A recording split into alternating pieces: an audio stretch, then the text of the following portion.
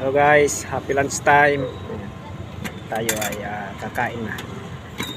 Dahil ang oras ay alas 11:17. Kain na tayo. At tayo ay pinagluto ni Mrs. ng chicken curry.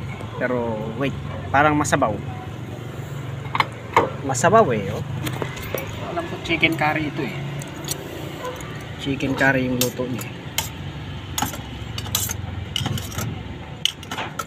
Dilaw yung sabaw eh.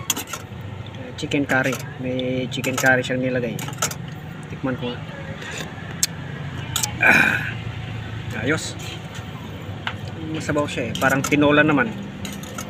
Kaya to pinagsama niya. Pinagsama niya. Chicken curry at saka tinola. Kaya tatawagin natin itong carinola. Ayun. Chicken carinola pala ito. Magaling siya magluto ng mga combo. Mga combine. Ayos. Sige, kain na.